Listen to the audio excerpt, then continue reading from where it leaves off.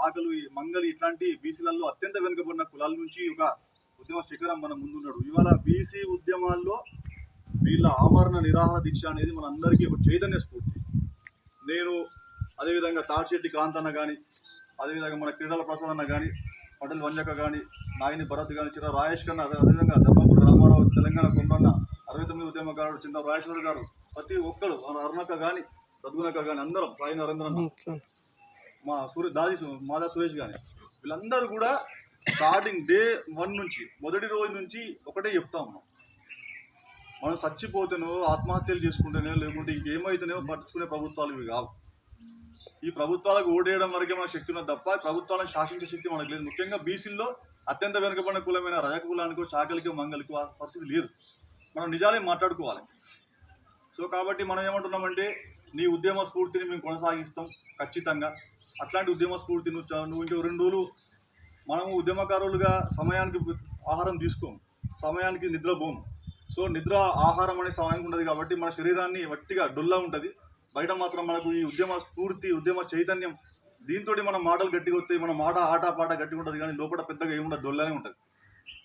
So ఇట్లాంటి సందర్భాల్లో అందరం అది చేసి రామారావు కానీ, క్రీడల ప్రసాద్ కానీ, అందరం కాంతన్న అందరం ఎవరి పేరున అందరికీ ఆయన రిక్వెస్ట్ చేసినాం, ఇక వద్దు. హైదరాబాద్లో కూడా 2 మిత్రులు ఆల్రెడీ దీక్ష విరమణ చేసింది కాబట్టి నువ్వు ఖచ్చితంగా దీక్ష విరమణ చేయి. దీక్ష మాత్రమే విరమణ కానీ ఉద్యమ విరమణ కాదు. అవుతాను బీసీలలో మహిళల పరిస్థితి ఇవాళ గౌడ సోదరులు ఉంటారు. గౌడ సోదరులు కళ్ళు మండవలల్లా కళ్ళు దాడులు వచ్చిన వాళ్ళు గౌడ మహిళని విపరీతంగా అట్రాసిటీకి గురి చేస్తారు. నానా బూదు భాషలు, నోటికి చెప్పాలని భాషలు మాట్లాడతారు. అయినా కూడా ఆయన కళ్ళు తీసుకొచ్చాడు రొట్టి పెడితే ఈ గౌడ మహిళ ఆయన కళ్ళు పోవడానికి జీవనోపాధి కోసం ఎన్నో మాటలు పడాల్సి వస్తాయి. కాపు మహిళ కూడా పొలంలో పోతా అంటే ఆ కలుపు తీసే కాడ అక్కడ ఇక్కడ ఎవడేమంటాడో అంటే, ఇట్లాంటి పరిస్థితులలో బీసీలలోనే అత్యంత వెనుకబడినాడు. నేను ఒక కథ రాసిన సగర కులస్తుల గురించి నరసమ్మ అనే కథ రాసిన. ఉప్పరి క్యాస్ట్ గురించి. ఉప్పరి క్యాస్ట్ ఇంత దుర్మార్గమైన క్యాస్ట్.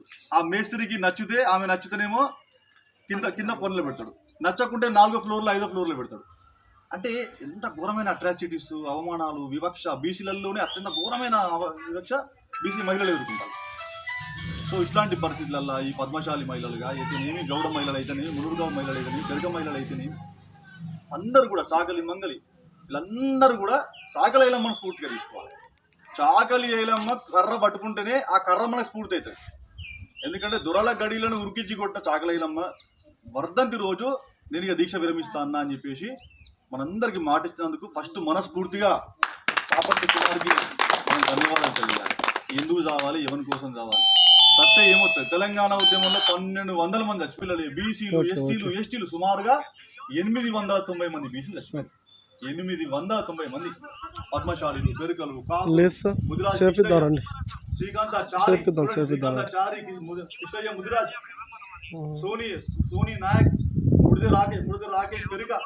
ఇట్లా చూసుకుంటే ఈ 1200 మందిలో కూడా సుమారుగా 1196 మంది బహుజనులు చచ్చిపోయారు. 1196 మంది అని చెప్తాను, నలుగురు తప్ప. అంటే చూడండి, ఇక్కడ చచ్చిపోలేదు. ఎవరికి వచ్చింది రాజ్యం? సో ఇవన్నీ మనకు తెలుసు మిత్రులారా, కొత్త మాట్లాడుకోవడం కాదు. కానీ కుమారన్న ఇవాళ ఈ దీక్ష మన చాకలి ఐలమ్మ వర్ధంతి రోజు మనం అనుకున్నట్టుగా మన అందరి ఆడబిడ్డ విప్లవ ఉద్యమాల కంచి మొదలు పెడితే బీసీ బహుజన ఉద్యమాల్లో కూడా ఉన్న పటేల్ వనజక్క చేతుల మించి ఒక ఆడబిడ్డ వర్ధంతి రోజు ఒక వార్డు బిడ్డ చేతుల మీదుగా దీక్ష నిర్మాణం చేసి ఉంటుందని చెప్పి మనం ఏకగ్రీవ తీర్మానంగా నిర్ణయం తీసుకున్నాం. సో కాబట్టి హైదరాబాద్ నుంచి వస్తున్న మిత్రులకు కూడా స్వాగతం, సుస్వాగతం. అందరం కలిసి పనిచేసే ఉద్యమం ఇది. వ్యక్తిగతంగా ఎవరి మీద వచ్చేది కూడా ఏముండదు. వరంగల్లో హైదరాబాద్ రావచ్చు, హైదరాబాద్ వరంగల్ పోవచ్చు, అందరం కలిసి సమిష్టి ఉద్యమం. ఈ సమిష్టి ఉద్యమానికి ఖచ్చితంగా అందరం కలిసి పనిచేయాల్సిన అవసరం ఉంటుంది. ఇవాళ మేమందరం వరంగల్ ధూమ్ధాం మొన్న సన్నాహక సమావేశంలో నిర్ణయించుకున్న ప్రకారం ఏంటంటే, ఇవాళ వరంగల్ పొలిటికల్ జేఏసీ ముంజాల భిక్షపతన్న అనేది ఇక్కడ ములుగు జిల్లా సాధన సమితి ములుగు జిల్లాను సాధించిన చుట్టూ ఎట్టున్నాడు, చుట్టూ 5 ఫీట్ ఉన్నాడు, ఇక్కడ జిల్లాను సాధించాడు. అందుకే చెప్తాను, ప్రతి ఒక్కరు 500 మందితో సమానం కూడా. సో ముంజాల భిక్షపతన్న ఆధ్వర్యంలో, పటేల్ వంజక్ ఆధ్వర్యంలో, తాడిశెట్టి క్రాంతి తెలంగాణ మహాత్మా జ్యోతిబా పూలే కన్వీనర్, రాష్ట్ర కన్వీనర్, అదేవిధంగా నాయని భరత్ తెలంగాణ బీసీ ప్రజా సంక్షేమ సంఘం పెట్టింది.